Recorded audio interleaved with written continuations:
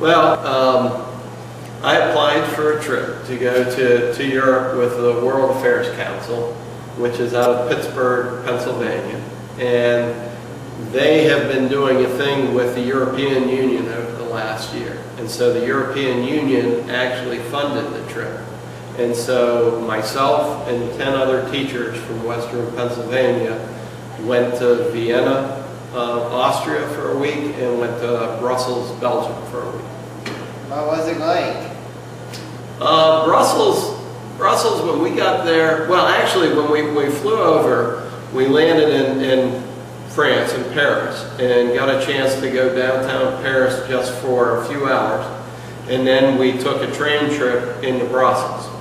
And when we got off the train at Brussels, we were only a few blocks away from where our hotel was, which was located right at the old historical center of the town of Brussels. And so just really interesting architecture, just stuff totally different than what you would see here in the United States.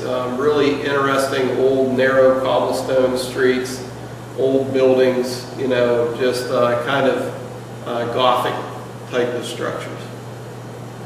What's some of the food like? In Brussels, they had all kinds of, in the place that we were at was called the Grand Place, the Grand Plaza. And so around the Grand Plaza, there were a lot of different restaurants. And so just like here in a bigger city, you could get any type of food that you wanted. You could get pizza, you could get, Italian food or anything like that, just like we did in the States. But one of the things that if you go to Brussels is mussels. You got to eat mussels in Brussels. And so it's just steamed mussels in vegetables, and they bring you out like a pail of steamed mussels. And so you typically eat them with a little good Belgian ale. And then, of course, the other thing that you would typically eat in Belgium is Belgian waffles. And so a lot of times we'd just get some waffles, and they'd have all kinds of different toppings. It was kind of like going to an IHOP, I guess, getting a bunch of toppings on your Belgian waffles. Would you go on a trip like that again? Absolutely. I mean, I would like to go on a trip to anywhere. But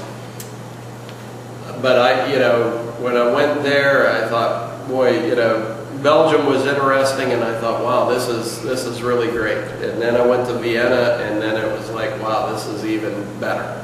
And then you went to Bratislava, and you're thinking, wow, this is kind of cool too. And so it was just a good trip to kind of relight your interest in places that you talk about but you don't get a chance to see.